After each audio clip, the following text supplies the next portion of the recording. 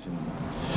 사실 이 귀한 시간입니다. 아침 7시에 이렇게 나오시려면 다른 날보다 서둘러서 시간을 내주셨는데 제가 여러분들한테 어떻게 조금이라도 의미 있고 보람된 시간을 만들어 드릴까 사실 걱정이 됩니다. 여기 계신 분들이 다 하시는 일들이 다르기 때문에 통일된 얘기를 갖고 하기가 쉽지는 않겠습니다만 아무래도 시장으로서 그래도 갖고 있는 우리 시정 상황에 대해서 조금 말씀을 드리면은 도움이 되지 않을까 하는 말씀을 드리고요. 무엇보다도 제가 항상 강조하는 게 공급자 중심이 아니라 수요자 중심 행정을 얘기를 합니다. 제가 하고 싶은 말보다 여러분들이 하고 싶은 말을 제가 듣고 여러분들이 듣고 싶어하는 얘기를 하는 것이 중요하다 이런 생각을 갖고 있습니다. 근데 이제 이런 그 일대 다수의 상황이다 보니까 여의치는 않을 수 있겠습니다만 제가 조금 말씀을 드리고 여러분들 혹시 이런 부분들은 우리가 꼭 좀 어떻게 했으면 좋겠다 또는 궁금한 사항에 대해서 질문 받고 답변 드리고 이런 식으로 해서 가급적 1시간 이내에 마치도록 하겠습니다. 의자들을 이렇게 편하게 앞으로 우리 이해란 박사님 이렇게 돌려서 편하게 기왕이면은 편하게 앉으십시오. 편하게 앞으로 앉아서 말씀해 주시고요. 제가 오늘 말씀드린 게 여기 제목은 뭐 인천 주권 시대를 연다, 인천 행복 더하기 이렇게 되어 있는데 아무래도 우리 시 상황에 대해서 조금 이해를 하고 그 다음에 우리란 무엇인가 그리고 우리는 앞으로 어떻게 가야 될 것인가 이런 부분을 갖고 얘기를 나누게 됩니다. 제가 이제 시장 취임해서 2년이 지났지 않습니까? 반환점을 돌았습니다. 지난 2년 전 7월 1일 날 취임을 했으니까. 반환점을 돌면서 정말 이렇게 세월이 빨리 지나가는가. 그야말로 쏜살같이 지나온 세월이면서 밤낮 없이 시정 발전을 위해서 노력을 했습니다만 제가 이렇게 돌이켜보니까 참 보람 있는 일도 있고 또 아쉬움도 있고 그래요. 그런데 그 가운데서 뭐 잘한 거 뭐 좋은 건 떠나서 아쉬움이라든가 이런 걸 어떻게 극복할까 하는 고민 중에 하나가 우리가 인천시라는 시가 도대체 어떤 시인가, 우리는 어떤 위치에 있고 어떤 경쟁력을 갖고 있고 어떤 일이 벌어지고 있고 시의 현안은 무엇이고 이런 부분에 대해서 우리 시민들이 잘 모른다. 이거 대부분이 저를 만난 사람들이 그래요. 왜 우리 시민들이 이걸 잘 모를까요? 이런 거예요. 그런데 우리가 살아가면서 자기를 모르고 자기의 무슨 좋은 점이든 나쁜 점이든 모르고 발전해 가기가 어렵습니다. 근데 이게 인천이 무슨 잘못돼서 그런 게 아니에요. 인천이란 환경을 이해를 하셔야 됩니다. 다시 말씀드려볼게요. 쉽게 얘기하겠습니다. 저기 충청도든 전라도든 경상도든 강원도든 가면요. 지역 상황에 대해서 시민, 도민들이 거의 다 잘 압니다.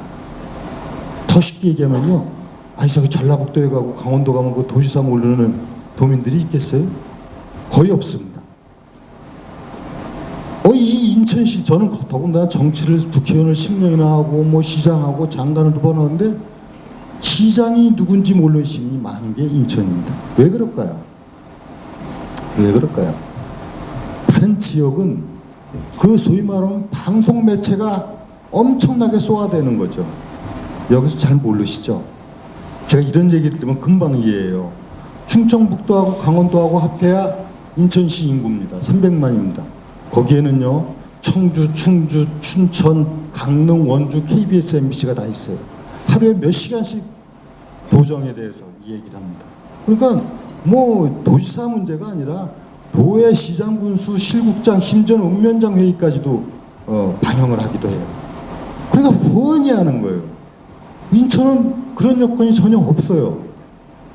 전혀 없으니까 중앙에 얘기만 들으니까 그거는 뭐 인천은 그냥 수도권의 한 도시고 정말 잘못된 거는 마치 사건 사고만 있는 것처럼 잘못 왜곡이 돼 있는 겁니다.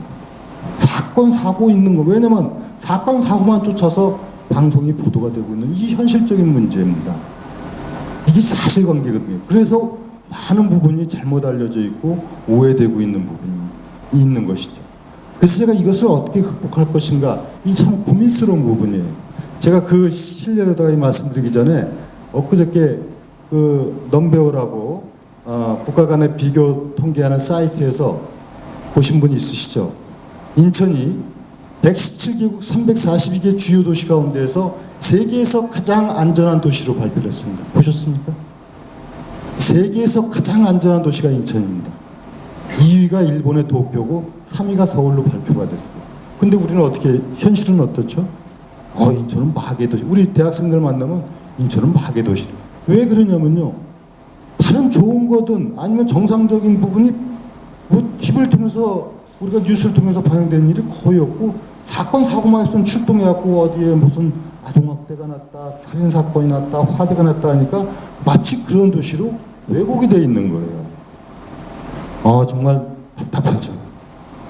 여기 언론인 클럽에 박민서 회장도 가시고, 오동근 경기일보 사장님도 계시고, 김정기 인천일보 전 회장님도 계시고, 언론인들도 계시지만은 우리 지역 언론이 열심히는 하지만은 한계 상황이 있는 거예요. 솔직히 말씀드려서 지역에 있는 이 뉴스 매체들을 보는 시민들은, 여기 계신 분들은 대부분 아셔요. 300만 명 중에서 나머지 거의 90몇 %는 접근성이 안 돼요. 대중매체 지상파를 통해서 접근이 되고 있는 부분이 있어요. 그래서 지금 NIB라든가 뭐 티브로드라든가 CJ 이런 부분을 통해서 그래도 상당히 이제 시정을 알리는 데 도움이 됐어요. 이 얘기는 제가 어떤 때는 사실 답답하기도 하고, 때에 따라서는 억울하기도 하고, 때에 따라서는 인천 발전을 해서 이걸 어떻게 극복할 것인가, 이 고민스러워서 하는 말씀입니다. 이게 사실이니까요. 전 세계에서 가장 안전한 도시가 인천이라고 공식적으로 발표가 됐는데 우리는 그렇게 생각하고 있냐 이거죠. 그래서 제가 이 자리를 통해서도 우리 지역의 리더인 여러분들이 시정에 대해서 아주 핵심적인 부분만 정확하게 이해를 하시라. 제가 말씀드린 여기에 뭐 단 털끝만큼도 무슨 과장되거나 허위가 있겠습니까? 시장이 공식적으로 다 발표를 하는데 정확하게 이해를 해 주십사. 그리고 동시에 우리 인천의 존재감에 대해서 우리가 정확하게 알아야만 이 지역을 사랑하고 더 발전해 갈 수 있는 힘이 생긴다 하는 점을 먼저 말씀을 드리고, 그 다음에 이제 제가 또 필요한 말씀을 좀 드리도록 하겠습니다. 뭐 2년 동안 이렇게 지나왔습니다. 몇 가지 이제 핵심적인 사항 중심으로 말씀을 드리겠습니다. 인천시 얘기를 할 때 빚 얘기, 재정 얘기를 떠나서 얘기할 수가 없죠. 제가 시장이 되어서 딱 시정 상황을 보면서 가장 괴로운 부분은 이거였습니다. 시와 공사 해서 부채가 한 13조 2천억 정도 됐어요. 1년에 이자만 4천억이 나가는 구조예요. 참으로 암담하죠. 결론을 말씀드리겠습니다. 2014년도 부채가 13조 2천에서 지금 11조대로 부채가 2조 정도를 줄였습니다. 앞으로 제가 임기를 마친 18년까지는 지금 목표입니다. 이건 목표인데 한 8조대로 9조 이하로 줄일 목표를 갖고 있습니다. 어떻게 그 부채 중에서 특히 시부채는 시본청 부채가 12년 동안 한 번도 줄어본 적이 없어요. 이게 2014년부터 꺾이기 시작해갖고 금년도는 약 2조 7,500억대로 떨어지고, 중요한 것은 예산 대비 채무 비율입니다. 예산에 비해서 채무 비율이 39.9%까지 갔었어요. 이건 이제 연말이라 그렇고, 40%가 되면 재정 위기 단체가 돼갖고 사실상 거의 행정이 어렵게 되는 상황입니다. 39.9%가 갔던 예산 대비 채무 비율이 현재 33%대를 유지하고 있고, 올해 말에는 지금 전망이 31%로 떨어지게 되고요. 예산 대비 채무 비율이 25%가 되면 재정 정상 단체가 됩니다. 지금은 우리 주의 단체입니다. 지금 주의 단체로 된 게 인천을 대표 도시로 얘기를 하고 있어요. 저기 부산, 대구, 그 다음에 태백 같은 경우가 재정이 어려운 단체로 돼 있는데, 이제 내년도 정도면은 25% 접근하고 2018년에 완전 재정 정상 단체로 가는 구조로 지금 재정 운영을 하고 있습니다. 어떤 분들이 얘기해요. 그러면 어떻게 해서 이렇게 2년 만에 2조라는 부채를 줄였을까? 또 비판적으로 얘기하는 분들은 그거 뭐 어디 땅 팔아서 그런 거 아닌가? 땅도 팔죠. 땅뿐만이 아니라 뭐 과거에 건물도 팔고 다 했죠. 그거로다가 부채가 이렇게 줄 수는 없는 겁니다. 제가 간략하게 말씀드리면은 한 가정에서도 그렇지 않습니까? 빚을 갚으려면 수입을 늘리던가 지출을 줄이던가 두 가지 방법 외에는 뭐가 있겠습니까? 하늘에서 떨어집니까? 수입을 많이 확보해야죠. 저는 이 부분에 있어서는 우리가 지난해 또 획기적인 변화를 가져왔다. 통계에서 보여주지만은 2014년도에 약 2조 2,500억 정도 국비와 교부세, 그러니까 금년에 2조 8,501억, 약 6천억이 늘었습니다. 지난해 3천억, 금년에 6천억 하면 약 1조가 2년 전보다 더 국비와 교부세를 많이 받은 건데, 여러분들 교부세 하면 세자가 들어있으니까 무슨 세금인가 그게 아니라 행자부에서 시도해주는 일반 재원입니다. 이건 뭐, 보통 교부세는 그냥 어떤 데 쓰라 하는 게 아니고 그냥 우리 자체 수입처럼 주는 재원이 그 전에 2천억 정도 했던 것이 4천억 내외로, 그러니까 1년에 2천억씩을 더 받아온 거죠. 부산, 대구, 다른 대부분의 광역시는 교부세가 전부 줄었습니다.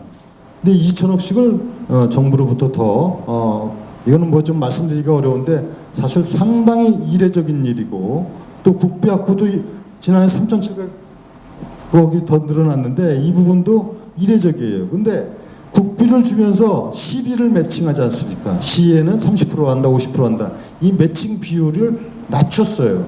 쉽게 얘기하면은 국비의 비율이 전체에서 61%였던 걸 69%로 올렸으니까 시의 재정 여력이 생긴 거죠. 실제 이렇게 갖고 국고 보조금과 교부세 등을 통해 갖고 재원 확충을 많이 한 것이죠. 수입을 많이 늘린 거예요. 거기에다가 자체적으로 뭐 자동차 리스 렌트 이런 부분 획기적으로 지금 세수를 늘리고 또 세수입을 확정하고 일부 자산 매각, 토지나 이런 것을 효율적으로 활용하고, 그래서 재원을 많이 확보한 것이 큰 요인이고요. 그 다음에 요새 이자 얘기했지 않습니까? 1년에 4천억 나가는 구조 갖고 어떻게 살림을 하겠습니까? 이것을 저리다, 소위 말하는 차환을 시키는 겁니다. 낮은 이자로 전부 대체를 시키고, 또 금년에만도 그래서 이자 먼저 갚고 그래서 7,300억을 금년에 원금과 이자를 갚습니다. 그러니 얼마나 시에 사실 살림하기가 어렵겠어요. 이런 구조를 통해 갖고 근원적으로 이제 재정 건전화의 시동을 걸었다. 여기 이제 그게 나오네요. 국고 보조율 비율을 63%, 이게 잘 안 보이는 것 같아요. 63%, 69%로 이런 수입을 세입 부분을 증가를 시킨 부분이고요. 근데 실질적으로 가정에서도 그렇지 않습니까? 수입만 늘리고 쓰는 건 더 많이 써버리면 되지 않죠. 사실 2년 전에 여기 계신 각 사회단체를 맡고 계신 분들도 또 언론에 계신 분들도 사실 저에 대해서 많이 비판을 했어요. 재정 건전화도 좋지만은 왜 예산 줄이냐. 사실 예산 공무원들은 수당까지 삭감을 했습니다. 우리부터가 정말 허리띠를 졸라매는 모습을 보여줘야 된다 하는 노력을 통해서 예산 삭감을 통해 지출 구조 조정을 한 겁니다. 그런데 제가 살림을 하는데 제게에 대해서 마음대로 조정을 합니까? 좀 비정상적인 걸 정상화시키고 과도한 잘못된 부분을 정상적으로 만들어가는 것이 지출 구조 조정이었어요. 복지예산 얘기했는데 복지예산은 2년 동안 줄지 않았습니다. 총액은 줄지 않았어요. 정말 필요한 예산으로 치밀하게 예산 조정 작업을 한 겁니다. 그런데 대상일은 이렇게 돼 있어요. 아무리 공장님 같은 말씀을 해도 내게 줄면 일단은 불만인 거예요. 시장 얘기를 자기 예산이 아니고 전체적으로 이런 얘기를 하면 야 시장 진짜 잘한다. 동의한다. 그렇게 하지만은 그런데 당장 우리 예산하면은 이유가 없어요. 다 불만이에요. 왜 내 거 줄이냐. 그게 세상의 이치예요. 요새 사드, 성주 거기서 반발하는 거 그게 세상의 이치죠. 왜 우리 지역이냐. 사이드 배치 필요하다. 국민 여론이 지금 뭐 상당수가 더 긍정적인 그 여론조사 결과 나오지 않습니까? 그런 거예요. 예산도 마찬가지예요. 왜 우리 단체 줄이냐. 다 줄였단데. 그러니까 시장은 결국은 뭐예요? 굉장히 힘든 거죠.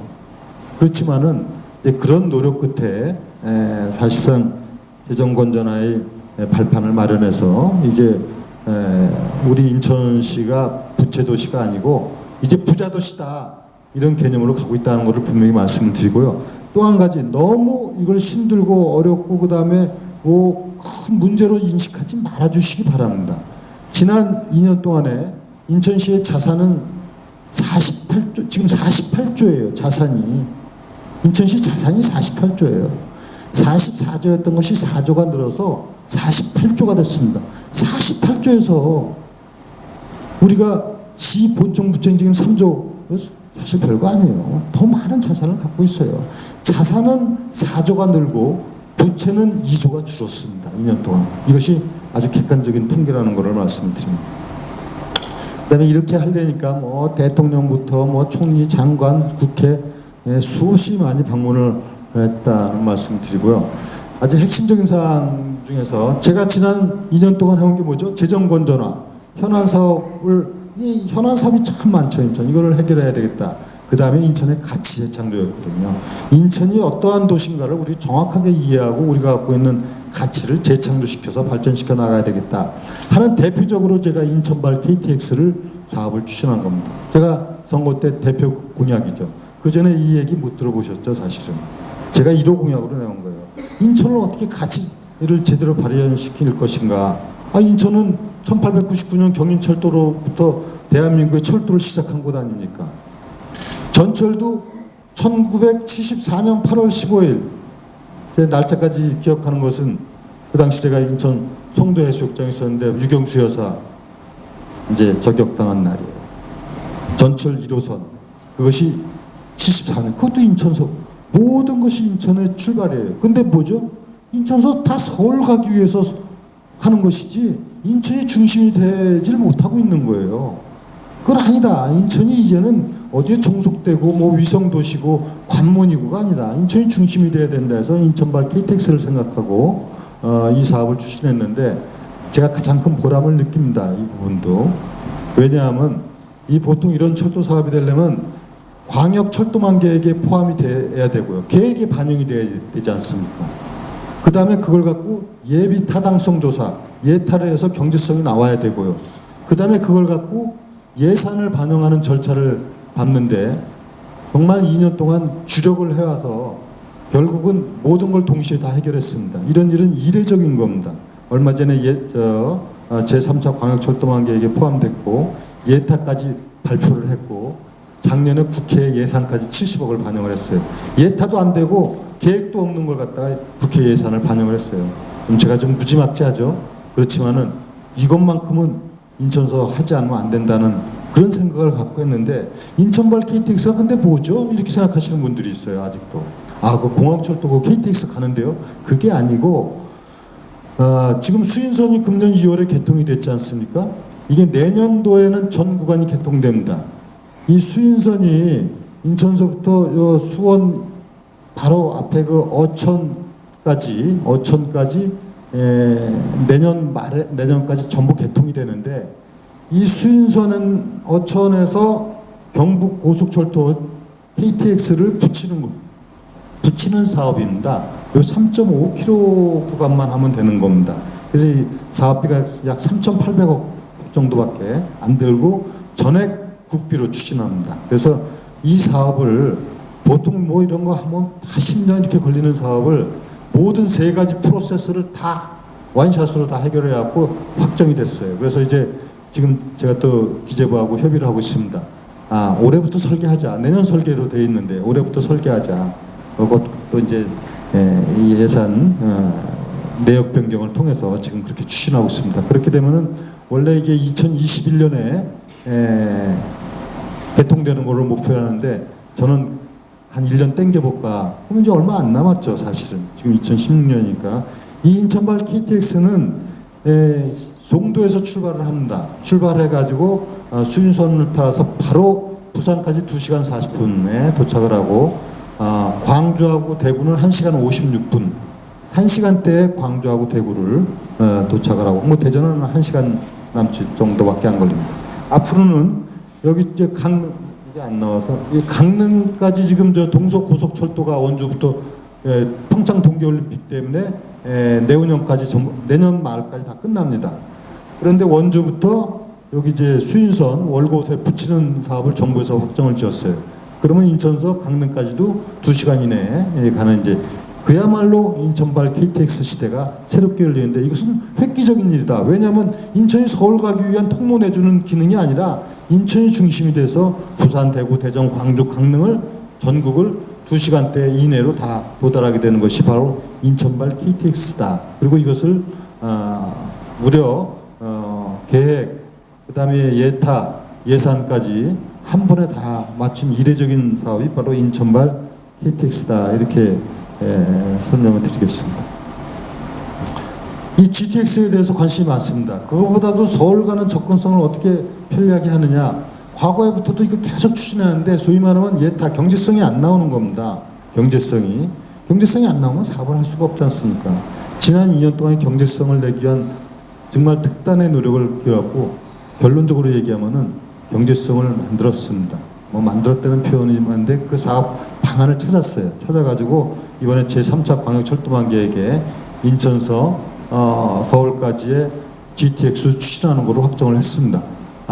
다만 요거는 KTX처럼 예타하고 예산 반영하고 된 게 아니기 때문에 올 하반기부터 기재부하고 예비 타당성 조사 이제를 들어갑니다. 그렇게 해서 공식적인 예타라는 거죠. 지금은 잠정적인 시에서 예타를 해갖고 정부하고 협의를 해서 광역철도망 계획에 포함된 거고 이제 공식적인 절차를 통해서 예타 결과에 따라서 하는데 이미 제3차 광역철도망 계획에 포함됐기 때문에 인천시에서 이야기한 예타가 인정이 된 겁니다. 이렇게 되면 서울까지 뭐 20분대 가는데 일단은 청량리까지 안으로다가 돼 있고 그 다음에 서울 강남까지 가는 잠실 노선도 별도로 지금 동시에 추진하고 있다 하는 점을 말씀드립니다. 그 다음에 또 인천의 가치의 창조 차원에서 볼 때 중요한 문제가 바로 경인고속도로 일반화 사업입니다. 사실은요 고속도로도 우리나라에서 처음 시작한 곳이 인천이죠. 1968년도 이 고속도로 처음 개통식 때 박정희 대통령이 와서 연설한 걸 보니까 이 당시 양쪽 옆에 전부 다 논밭이었죠. 50년 전에. 근데 지금은 어떻게 돼 있죠? 전부 다 대규모 우리 주거지가 돼가지고 이 경인고속도로가 동서남북을 다 가로막아서 지역의 발전에 장애가 되고 있는 부분입니다. 그래서 작년에 국토부 장관하고 제가 협의를 해서 요 지금 빨간색으로 되어 있는 부분 이것이 다 일반 도로로 내년도에 됩니다. 그러면 또 어떻게 할 것입니까? 내년도에는 요 외곽순환도로 점선 있지 않습니까? 이게 안 나와. 이 점선 여기 개통이 됩니다. 이 외곽순환도로가 개통되면 이쪽에 있는 고속도로 기능은 이 경인 외곽순환도를 통해서 청라에서 바로 진입되도록 하고요. 지금 이 서인천에서부터 서울까지는 지하화합니다. 고속도로를 지하화하고 위는 지상 도로화하고 지금 이 빨간 부분이 일반 도로화 하는데 궁극적으로는 이건 이제 조만간에 이제 연구 결과를 또 발표할 텐데 결론적으로 말씀드리면 이것은 인천의 새로운 도심 재생뿐만이 아니라 지역 시민 편의 공간으로 재탄생하게 된다. 그 구체적인 건 지금 검토해서 발표를 할 겁니다. 그래서 지금 동서남북을 가로막았던 경인고속도로가 시민의 품으로 돌아온다. 이것은 바로 중요한 인천의 가치창조 사업이 된다 하는 말씀을 드리고요. 이게 어떻게 보면 서울에 뭐 청계천 사업을 했다고 하지만 그거보다 훨씬 더 큰 사업이 바로 이 프로젝트다 하는 점을 말씀드립니다. 그 다음에 뭐 인천의 가장 어려운 점이 사실 이게 도시 재생 사업인데 2년 전에 제가 시장을 하고 딱 보니까 도시 재생 사업이 약 240군데를 이제 해놨어요. 240군데. 서울에서 한때 그 뉴타운이 인기를 끄니까 너도 나도 다 신청한 거예요. 이렇게 하니까 뭐 굉장히 소위 말하면 재산 가치가 높아진다 해가지고 인천에만 240개를 해놨는데 그거 다 이게 침체가 되고 사실상 사업성이 없어갖고 잘 안 되는 상황이 있었어요. 결론적으로 이것은 지금 한 100여 군데로 조정을 했습니다. 해제할 거 해제하고 또 방식을 어떤 식으로 할 것이냐 해서 획기적으로 인천은 뉴스테이를 통해 가지고 전국에서 대표적으로 대통령도 오셨었죠. 대통령 오셔갖고 첫 도화지구를 하고 그 다음에 부평의 십정 2지구, 청천 2지구, 인천 송림초등학교 주변 이걸 중심으로 해갖고 대규모 뉴스테이, 기업형 임대주택형인데 이것은 상당히 주민들이 선호하는 그야말로 8년간 안정적인 주거 환경을 하고 그 다음에 이제 자기가 분양도 받을 수도 있고 이런 기업형 임대형 아파트로 뉴스테이 정책을 추진해 나가고 있습니다. 검단 신도시도 이게 2004년도경인가요? 제2기 신도시 검단, 김포 뭐 이렇게 쭉 발표됐는데 김포는 다 지금 신도시가 다 조성됐는데 검단은 10년 동안 정체돼 있는 거예요. 여러 가지 이유가 있겠습니다만 이 상태로는 어떻게 뭐 저 지역을 놔둘 수가 없었어요. 그래서 제가 지난해 두바이까지 가서 이 스마트 시티 중동에서 사업을 하는 형태로 해서 지금 현재 마스터 플랜을 최종적으로 점검을 하고 있습니다. 검단 신도시가 되면은 기존의 신도시하고는 전혀 다른 새로운 신도시 모델이 형성이 될 것으로 보여지고 차질 없이 지금 추진해 나가고 있습니다. 그 다음에 이제 가장 또 고민 중에 하나가 루원시티. 지금 서구 지역에 이 루원시티야말로 정말 인천시로서는 난감한 사업이었던 것이죠. 이 송도가 평당 조성원가가 100만 원대입니다. 이 루원시티 조성원가가 2,100만 원이에요. 2,100만 원. 결론적으로는 사업성이 없는 사업이 된 거죠. 평당 2,100만 원이면 서울에 저기 아마 압구정동이나 청담동 정도 하면 사업성 있는 거예요. 그러니까 하루에 이자만 2억 4천만 원이 나가고 있어요. 이게 참 이제 고질덩어리가 된 거죠. 그래서 지금 이제 LH하고 정상화 합의를 했고 올 하반기에 단지 공사 착수를 들어가서 2018까지 단지를 완료를 합니다. 그러면 어떻게 이걸 했느냐? 사실은 특단의 방안을 찾은 겁니다. 세세한 건 말씀드리지 않겠지만은 사업 구조 변경을 하고 그다음에 이제 나중에 조금 말씀드렸는데 이쪽 지역에 루원시티 앵커 시설로 교육청과 교육 관련 시설 일부 시설을 지금 들어가고 하면서 이 루원시티를 그냥 놔두면 이자만 2억씩 나가잖아요 하루에. 사업을 빨리 재개를 하는 것이 이제 정상화 합의가 됐다는 말씀을 드립니다. 제가 시장에 대해서 이렇게 현안을 하는데 거의 대부분 정상화됐는데 제3연육교 문제가 제일 힘든 문제입니다. 이것은 말씀드린 대로 지금 이제 영종대교하고 인천대교가 있으면 제3연육교 청라하고 영종을 잇는 다리인데 이 사업은 이거는 정부에서 영종 하늘도시나 청라 그 국제도시 하면서 이 분양하면서 다 제3연육교 한다고 분양가에 포함이 된 겁니다. 그래서 예산 5천억도 LH에서 확보를 하고 있습니다. 약속대로 당연히 해야 되는 것이죠. 시민들은 거기 자기 분양가가 다 포함되어 있는 건데 근데 왜 이렇게 안 되고 있나? 이제 여러 가지 정부의 치밀하지 못한 부분도 있는 것이죠. 이것은 이렇게 되어 있습니다. 저 영종대교나 인천대교가 이게 민자 사업으로 되어 있기 때문에 지금 통행료를 이렇게 받고 있지 않습니까? 그러면 이 다른 교통시설이 들어서서 그 통행 수입이 줄 때는 그 손실에 대해서 보전을 해주도록 되어 있는 겁니다. 그러니까 이 영종대교나 인천대교에서 제3연육교 건설로 인해서 발생되는 손실을 보상해주는 부분을 그거 대책이 안 나오는 거예요. 그래서 정부에서 이거를 그냥 차일피일 미루고 계속 이런 상황이 있어요. 저도 공무원 출신이지만은 공직자가 이 골치 아픈 일은 자기 있을 때 적당히 넘어가는 이런 습성이 있지 않는가 이런 제가 아주 의구심까지 갖는 거예요. 그러니까 여기에 관련된 사람들 그런 일들이 정부나 이런 일에 많이 있거든요. 대표적으로 연안항원 아파트 그 10년 동안 못 풀고 있었어요. 그거 골치 아프거든요. 이게 문제가 많이 있거든요.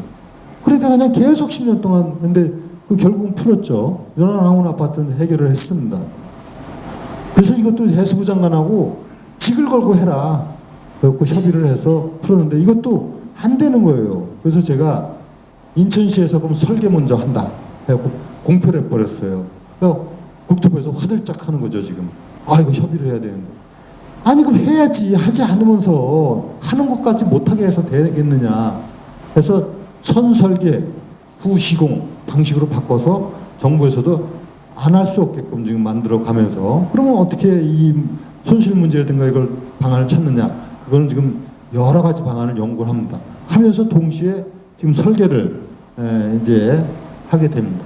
설계를 해서 제3연육교가 건설되면 이게 상당히 단시간 단거리에 있는 교량이 되고 또 이 서구 지역 발전에도 상당히 큰 도움이 될 겁니다. 그 다음에 이제 수도권 매립지 문제는 뭐 다 아시겠습니다만, 사실 이 부분에 대해서도 일부 분들이 잘못 이해를 하시고 뭐 비판적으로 보시는 부분도 있는데, 저는 확신을 갖고 얘기합니다. 그 누구라도 지금 제가 해온 이거보다 더 좋은 방안이 있으면 언제라도 얘기하십시오. 그대로 하겠습니다. 근데 누구누구 제시한 사람은 없어요. 이 얘기는 뭐냐면, 뭐 다 대부분 아시지만 잠깐 요약해서 말씀드리면, 수도권 매립지는 30년 전에 이 쓰레기를 매립할 때 이게 사실 아직 땅이 아니에요. 매립 면허만 있는 거고 토지로 형성된 게 아닙니다. 무슨 말씀인지 아시죠? 매립권만 있는 것이고 토지로서의 등록이 되어 있는 게 아닙니다. 거기다 바다인데 매립해라 이렇게 되어 있는 거예요. 그런데 그 당시 이게 이제 인천시가 아니라 경기도 김포군, 그죠? 김포군 시절이에요. 그래서 매립 면허권을 서울시하고 환경부가 옛날 동아 매립지 민간이 매립을 한 건데, 이거를 서울시하고 환경부가 이 매립권을 인수를 한 거예요. 그 서울시가 71%, 환경부가 29%의 매립 면허권을 갖고 있는 거예요. 그러니까 인천시는 사실 권한이 없거든요. 우리 아직 땅도 아니고 우리가 갖고 있는 지분은 하나도 없는 것이고 단지 행정구역이 인천광역시가 된 거예요 지금. 그런데 이게 매립지를 조성을 할 때 그 정도 면적이면은 2016년 정도까지는 매립이 다 된다 이렇게 생각을 한 거예요. 30년 전에는. 그런데 우리가 종량제라든가 쓰레기 감량을 통해 갖고 이게 1, 2, 3, 4 매립장이 있는데 2 매립장 쓰는데도 3, 4 매립장을 하나도 안 썼는데도 남아있는 거예요. 그러니까 쓰레기량이 줄은 것이죠. 그러니까 원래 매립 면허를 할 때는 2016년까지 매립 면허다 이렇게 돼 있는데 많이 남아있는 거예요. 근데 우리 이제 제가 시장이 딱 보니까 2016년에 종료를 해라. 저도 좋죠. 시장이 당연히. 그거 누가 뭐 마다하겠어요. 근데 이게 구조가 어떻게 되냐면, 시에서는 아까 얘기했는데 우리 땅도 아니고 매립 면허권 자체 면허는 환경부하고 서울시가 권한을 갖고 있고 우리는 행정구역이 인천이라는 것밖에 없어요. 그래서 이것을 만약에 매립장을 더 확장하거나 하면 실시계획 변경 승인권만 있는 거예요. 우리 지역이다 보니까. 그러니까 우리가 매립 면허를 하지 말아라 하더라도 환경부가 직권으로 매립을 할 수가 있고, 또 그래도 우리가 행정처분으로다가 소위 이 실시계획 변경 승인을 안 해주면은 행정소송이 되면은 이거는 이길 수 있는 방법이 없는 거예요. 그 지역이 매립을 하도록 되어 있는 그 지역이기 때문에. 그리고 사실상 2016년이면 금년 아닙니까? 그러면 당장에 우리 인천시 쓰레기는 어디로 가겠어요? 한번 생각을 해보세요. 서울시 경기도도 말할 것도 없고요. 그래서 제가 이건 현실적으로 다른 방안이 없는 상황에서는 우리 이익을 극대화시키면서 괜히 나중에 소송에 의하면 아무것도 얻은 게 없이 매립은 계속되는 겁니다. 그래서 이런 방식을 이제 사자 협치를 6개월 동안 했어요.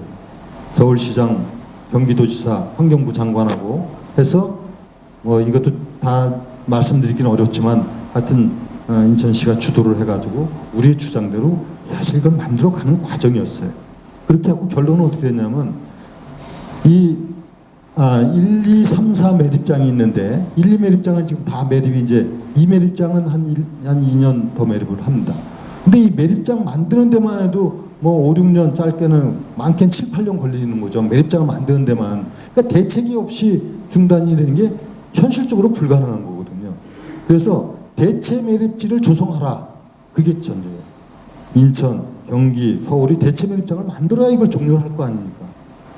종료하는 동안에 한해서 3, 4 매립장 중에서 3-1 있어요. 3 매립장 중에서도 3개 공구가 있어요. 3-1 공구에 한해서 대체 매립지를 만드는 동안에 쓴다. 그걸 합의한 거예요. 그 대신에 대체 매립지를 확보하기 위해서 지금 실무추진단이 협의를 하고 있습니다. 동시에 매립지 전체를 인천시에 넘겨라. 이게 한 550만 평 되거든요. 지금 거기 골프장이 있죠. 승마장이 있죠. 수영장이 있죠. 이게 일매립장 끝나고 거기에 대규모 테마파크 조성을 추진하고 있어요. 과거의 매립 형태가 아니에요. 지금 위생 매립 형태로 될 뿐만 아니라 이제 모든 것이 직매립이 금지됩니다. 쓰레기가 가서 묻히는 게 아니라 다 소각해갖고 쟤만 가는 형태로 바뀌게 돼요. 어쨌든 간에 과거와는 다른 매립 형태가 되는데 이 애물단지 같은 것을 보물단지로 만들겠다. 그래서 그럴 땅을 가져와야 돼요.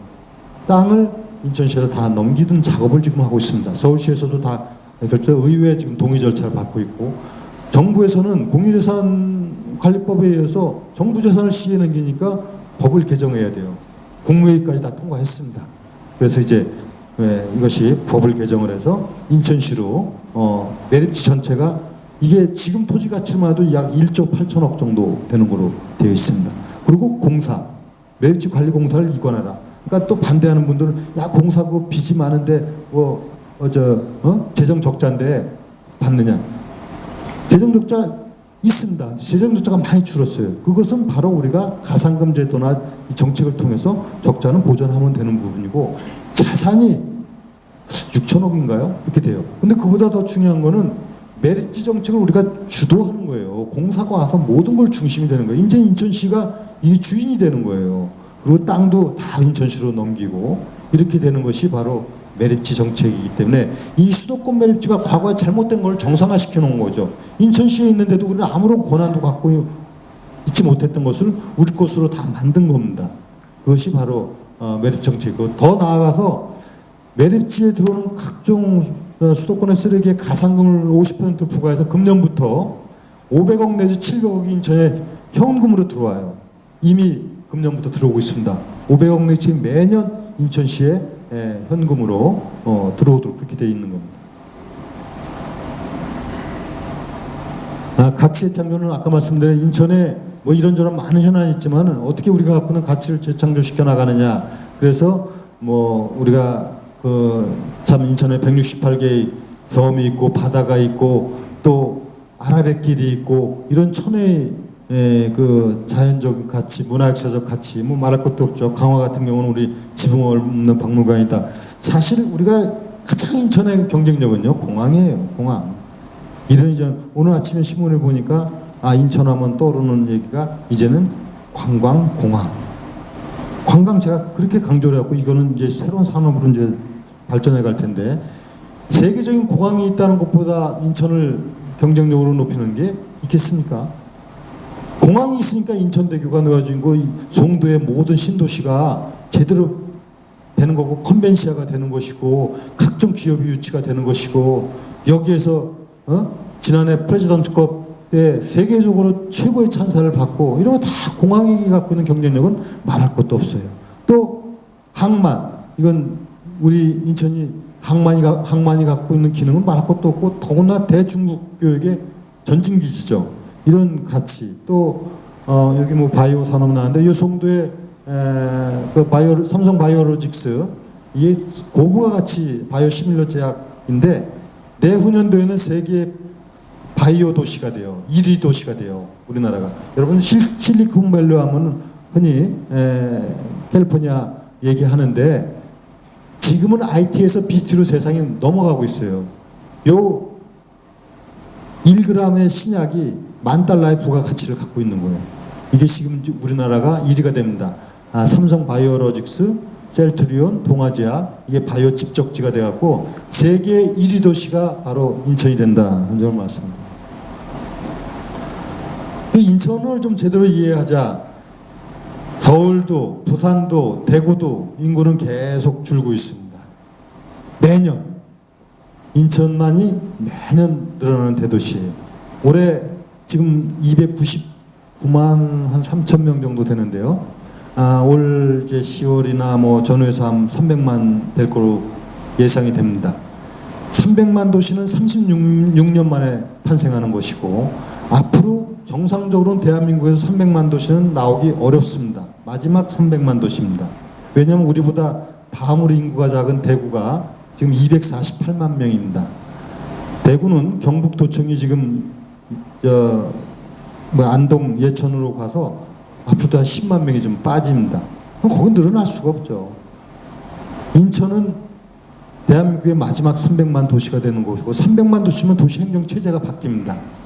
뭐 기구 인력도 늘어날 뿐만이 아니라 근본 체제가 바뀌어가는 아주 중요한 전환점을 맞는 거예요. 그럼 300만이라는 게 제가 아까 자꾸 말씀드리지만은 우리는 뭐 서울에 있는 뭐 큰 도시로 생각하는 이 오류부터 깨야 된다는 겁니다. 인천이 아까 말씀드린 대로 2개 도를 합해야 되는 시예요. 충청부터 강원도를 합해야 인천시가 되는 도예요. 지금 대부분의 도가 300만 넘는 도는 경상남도 하나 있어요. 거기 이제 김해라든가 뭐 이 큰 도시들이 있어요. 다 100만대 기껏해야 200만이에요. 인천이 300만 도시면은 대한민국의 세 번째일 뿐만이 아니라 미국과도 세 번째 도시라는 걸 여러분들이 아셔야 됩니다. 미국 3억 인구 중에서 뉴욕과 LA 다음에 도시가 시카고예요. 시카고가 280만 명입니다. 일본에 가도 세 번째 도시입니다. 동경하고 요코하마가 300만을 넘을 뿐이에요. 300만이 갖는 의미를 우리는 잘 알아야 되는 겁니다. 영국 가면 런던밖에 없어요. 독일 베를린밖에 없고 프랑스 파리밖에 없습니다. 이태리에는 없어요. 제가 지금 말씀드린 나라들이 25시 클럽 가입 국가들이에요. 그 어느 나라 가도 우리가 세 번째 하나는 엄청난 큰 도시인데, 그런데 아까 제가 처음 말씀드렸다시피 이 세계적인 도시고 이가 소위 말하는 방송 이런 부분이 없다는 것은 이거는 특이한 일이죠. 특이한 일이죠. 마치 서울의 위성도시처럼 생각. 이것이 바로 인천의 가장 큰 문제점 중에 하나인 거죠. 300만 도시의 세상에 이런 데가 없죠. 그래서 우리는 제가 이제 인천 주권 시대를 얘기하면서 어떤 분은 왜 제가 민생 주권, 교통 주권, 해양 주권, 환경 주권 하는데 방송 주권 얘기 안 하냐? 방송 주권 해야죠. 근데 그 부분은 뭐 복잡한 문제가 있어요. 우리 문화 역사적인 정치적인 상황이 정말 뭐가 잘못된 거예요. 너무 서울 중심적 사고, 수도 중심적 사고에 젖어 있는 거예요. 이것은 국민 행복하고 조금 문제가 있는 거예요. 국민 전체가 다 어느 지역에 있든지 다 국민이지. 그렇지 않습니까? 조금 빗나간 얘기지만 대표적으로 잘못된 게 뭔지 알아요? 제가 많은 지적을 하는데 왜 우리는 수도를 특별시라고 그래요? 전 세계에 수도를 특별시라고 하는 나라는 대한민국밖에 없어요. 베이징도 베이징 직할시입니다. 평양이 특별시했다가 직할시로 바꿨어요. 전 세계에 특별시라고 하는 수도는 없어요. 유일하게 대한민국만 있는 거예요. 이것부터 잘못된 거예요. 서울도 광역시죠. 이런 부분들은 이제 제가 얘기하면 끝도 없는데 이런 체계를 바꿔야 되는 거예요. 인식을 바꿔야 되는 거예요. 제가 인천 주권을 얘기하고 인천의 가치의 창조를 하고 우리는 인천을 얘기하는 것은 바로 우리 분명하게 우리 현 주소를 잘 이해하자 하는 측면입니다. 면적은 올해 우리가 1위가 돼요. 이 대도시 중에서 지금 제일 넓은 게 울산입니다. 왜냐하면 울산은 그 울주군이 워낙에 넓어요. 서울은 뭐 605인가요? 우리가 지금 1048평방킬로미터인데 광주나 대구나 뭐 우리 한 반 정도밖에 안 되고요. 그런데 문제는 뭐냐면 인천은 1048이지만은 계속 면적이 늘어나지 않습니까? 이제 수도권 매립지도 다 우리 거로 땅이 되니까 늘어날 뿐만이 아니라 뭐 송도다 또 뭐 기타 매립되는 앞으로 상황은 계속 늘어나다 보니까 금년에 1063평방킬로미터가 돼요. 울산이 1061인데 우리가 이제 1위가 됩니다. 면적이. 그런데 문제는 뭐냐면 우리는 가능성이거든요. 여러분 서울이 대구가 대전이 어디 면적을 한 털이라도 늘릴 수가 있습니까? 인위적인 행정구역을 하지 않는. 우리는 바다 면적까지 하면 더 말할 수도 없는 거예요. 바다? 그것도 자원이죠. 인천에서 백령도까지 가는데 해로로 222km예요. 그 안에 168개의 섬이 있습니다. 다른 데하고 비교할 수가 없는 거예요. 우리가 갖고 있는 자산은. 그래서 인천의 가치는 세계적인 도시 300만, 또 면적이 계속 늘어나고 있고 국내에서 1위의 면적, 더 중요한 것은 세계적인 거점 도시다. 인천공항이 있고 항만이 있고 거기다 저는 중국을 얘기하는 겁니다. 중국 14억 인구가 바로 눈앞에 있지 않습니까? 제가 인차이나 프로젝트를 추진하는 결정적인 이유는 중국을 앞으로 인천하고 맞상대를 하는, 그래서 한중 지사 성장회의도 처음으로 송도에서 얼마 전에 한 바 있고, 또 중국 관광객을 유치하기 위해서 특단의 노력을 하고 관광공사를 발족을 시키고, 지난번에 아울 한 6천 명이 와서 관광을 하고 이런 일들이 이제 벌어지는 것이죠. 문학산, 인천에 50년 동안 우리가 가보지 못했어요. 군사시설 보호구역으로. 결국 국방부하고 협의해서 문학성을 시민의 품으로 돌려드렸고, 이제 올해부터 시설 확충 등, 여기 이제 또 뭐 타워 만들자 이런 시민들의 말씀도 계신데 여러 가지를 생각하고 있습니다. 군사보호구역으로 지정돼 출입이 금지됐던 인천 문학산 정상이 시민들에게 개방됐습니다. 기원전 18년 백제의 숨결이 시작된 문학산. 봉수대에 불을 붙여 정상 개방을 하늘에 알리고 둘레길만 오가던 시민들은 정상을 향해 줄을 잇습니다. 문화유적지로 오니까 너무 막 뿌듯하고 좋아요. 그냥 여러 사람들이 공유했으면 좋겠어요.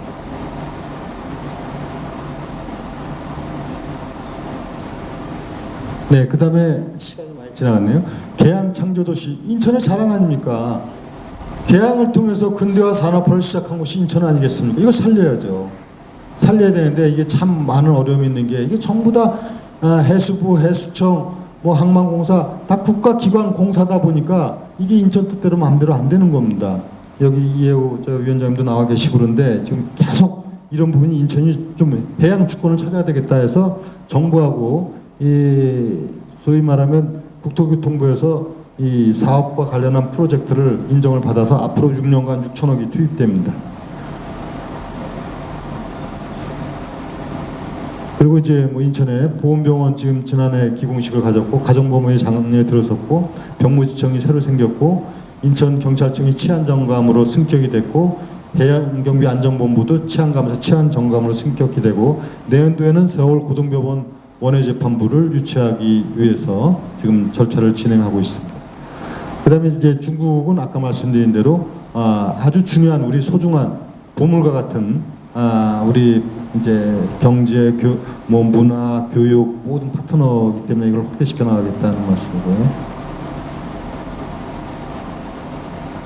해변 300m 구간을 따라 테이블이 가득 들어찼습니다. 중국인 관광객 4,500명이 치킨과 맥주를 먹는 이른바 치맥 파티를 즐깁니다. 드라마에서만 보던 한류를 현지에서 즐깁니다. 我要告诉我的家人还有朋友有机会的话一定要到韩国的仁川来吃这个炸鸡喝啤酒 앞으로도 대규모 6호단이 인천에 오시면은 편리하게 관광도 즐기고 또 숙식을 해결할 수 있도록 노력해 갈 것입니다. 네, 이제 그 지난번에 6천 명하고 화재를 일으키니까 서울에서는 그 다음에 뭐 삼계탕 한다 뭐 이제 막 배워서 하려고 하는데 인천의 경쟁력을 당해낼 수가 없는 거예요. 왜냐하면 접근성 측면에서 공항 있고 항만 있기 때문에 올 가을에는 한 8천 명이 와갖고 국내에 있는 사람 10,000명이 이제 인천 관광을 합니다. 대형 크루즈 2척으로. 이거는 비행기로 158편으로 온 거고, 이제 여러분 10,000명이 오면 어떤지 아세요? 버스만 300대가 동원되는 거예요. 이제 고민이 참 많습니다. 이게 이제 시설이나 뭐 여러 가지. 근데 어쨌든 간에 이런 사업이 지속적으로 진행이 된다. 이 아우랑 그룹은 3년 동안 계속 앞으로 하기로 그렇게 했습니다. 이건 이제 아우랑 그룹. 그 다음에 이제 저는 좀 비정상적인 걸 바로잡아야 되겠다. 자, 인천이 지금 이렇게 있으면 여러분 동쪽이 어디 있죠? 이 동쪽이 지금 부평구 있는 여기가 동쪽이죠. 동쪽이 제일 서쪽에 있어요. 동구가 제일 서쪽에 동구가 있어요. 남구는 남구 밑에 연수구 남동구가 있어요. 정말 방위 명칭이 우리는 많이 잘못되어 있어요. 근데 이건 이유가 있습니다. 옛날에 지금 이제 한 40여 년 전에는 인천이 중구 동구가 있고 여기 위는 전부 다 북구였고 여기 전부 남구였었어요. 그러니까 그 당시는 지금 남구나 북구는 뭐 부평 이런 말고는 사람이 많이 안 살던 시절이었기 때문에 사실상 거의 도심으로 보지 않았던 것이죠. 근데 지금은 어떻죠? 지금 북구가 3개구로 돼갖고 인구가 150만입니다. 지금 중동구는 50년 전에는 인구 40만 시절에 한 30만이 중동구였는데 지금 동구가 7만이고 중구가 12만인데 저 영종 빼놓으면 한 6, 7만 밖에 안 돼요. 그러니까 옛날 중동구는 한 10만 남짓 밖에 안 돼요. 40만 때 30만 살았는데 그 시절에 되다 보니까 이게 동구가 제일 서쪽에 있어요. 이거 정상화시켜야 된다 해갖고 방위명칭 개. 그리고 이것도 있어요. 아니 연수구 하면 대한민국 어디 가도 연수구밖에 없죠. 부평구 하면 부평구밖에 없죠. 계양구는. 아니 남구 동구는 대구도 있고 뭐 부산도 있고 그게 무슨 지역 정체성이 없는 거예요 사실은.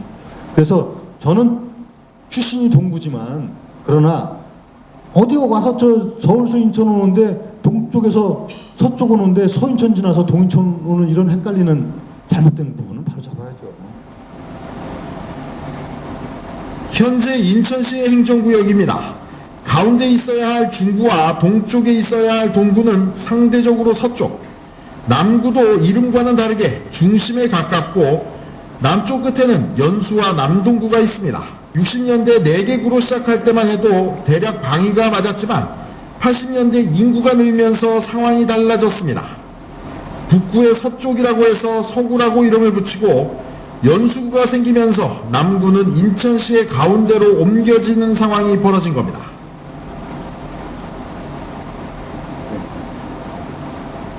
시간이 많이 돼서 이제 이런 이제 시정 운영 속에서 앞으로 2년은 어떻게 할 것이냐. 사실은 재정 건전화하고 각종 현안 사업을 가시적으로 해결하고 인천의 미래를 위한 가치의 창조를 바탕으로 해서 결론적으로 뭐죠? 시민이 행복한 사회 만드는 거 아닙니까? 새로운 인천 행복한 시민이 제 시정 목표입니다. 그 시민이 행복하다는 것은 체감 지수를 높여나가는 거고 후반부에는 바로 문화, 복지, 교육, 환경 이런 데 주력을 해나갈 수 있는 그런 시정 운영이 이루어진다 해갖고 제가 인천 주권 시대를 얘기하면서 이게 조금 이제 요약해서 민생 주권은 특히 이제 어렵고 힘들고 약자층을 보호하는 정책에 주력을 해나가겠다. 이제 어느 정도는 재정 여력도 정상화 단계로 가기 때문에 그래서 제가 공동체 복원을 얘기했습니다. 그리고 인천형 복지를 추진해 나가는 계획을 갖고 향후에 발표를 할 겁니다. 그 다음에 이제 뭐 가장 중요한 게 일자리 문제 그리고 각종 그 편의시설 문제 그리고 이제 교통주권은 아까 말씀드렸는데 인천발 KTX를 비롯한 인천이 중심되는 각종 철도망 계획을 구축을 했습니다. 이건 이제 연차적으로 추진하게 됩니다. 도시철도 2호선이 이제 다음 주 7월 30날 개통을 합니다. 도시철도 2호선은 저기 검단 오류부터 남동구 운현역까지 29.2km 구간이 되겠습니다. 이거와 더불어서 버스 노선 체계를 전면적으로 개편을 하는데 좀 여러분들께서 이 부분에 대해서 조금 잘 이해해 주시고 협조해 주시기 부탁을 드립니다. 버스 노선을 42년 만에 전면적으로 개편하는 겁니다. 당연히 수요가 달라지면은 교통체계가 바뀌어야 되는 거 아니겠습니까? 도시철도 2호선이 생기니까 그거에 따라서 중북 노선은 막아야 되는 거 아니겠습니까? 그럼에도 불구하고 시민 편의가 우선이라는 차원에서 버스 2,300대를 한 대도 줄이지 않습니다. 버스 줄이지 않습니다. 평균적으로 보면은 배차 간격이 3분이 줄고 개인별 통행 시간은 8분이 줍니다. 또 수요가 많은 그러니까 예를 들면 지금 서창지구에 아파트가 많이 들었잖아요. 9월 지구가 달라졌지 않습니까? 송도가 인구가 늘어나지 않습니까? 청라가 늘어나지 않습니까? 이런 부분에 대해서 전부 수요조사를 했고 1년 전부터 연구를 해서 6개월의 점검을 거쳐서 7월 30일 날 시행하는 거예요. 그런데 여기 이런 문제가 있는 거죠. 아니 300만 모두에게 전부 다 좋아진다면은 뭐 아무런 문제가 없죠. 그런데 전체 공익적 차원에서 대부분은 좋아지는 거죠. 좋아지는데 우리 앞에를 지나가다가 이게 안 지나가고 가는 경우가 생기죠. 왜냐하면 굴곡노선을 펴갖고 전체 이익을 증진시켜야 되기 때문에 3차례 대한 공청회를 수많은 민원을 접수해가지고 많이 조정을 하면서도 100% 만족이 없어요. 그러니까 야 이거 왜 댕기는 게 없어졌어? 사실은 없어진 게 아니라 대체 노선이 지하철이 생기고 아니면 더 빠른 그러니까 약간 옆에 한 몇백 미터 가는 경우도 있는 거예요. 심지어는. 그리고 노선이 폐지된 것도 있는 거예요. 그러니까 100% 만족이라는 건 존재하지 않아요. 이게 참 어려운 거거든요. 정책이.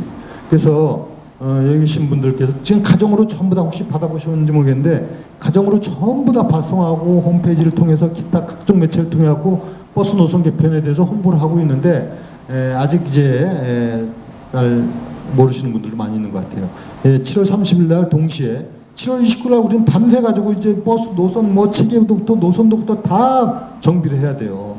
그래서 7월 30일 새벽부터 이제 개편된 버스 노선하고 지하철 2호선이 예, 댕기게 됩니다. 그래서 조금 그 불편한 부분에 대해서는 이 설용이 있다 하더라도 그건 이해를 해주시고 그 대신에 또 계속 저희가 그 상황을 체크를 해가지고 차후에 또 불합리한 건 합리적으로 조정을 해나가겠다. 그러나 분명한 사실은 누구도 이런 걸 잘 안 하려고 그래요. 왜냐면 뭐 대부분이 그런 거거든요. 90%가 이익이 돼도 가만히 있는 거예요. 근데 10%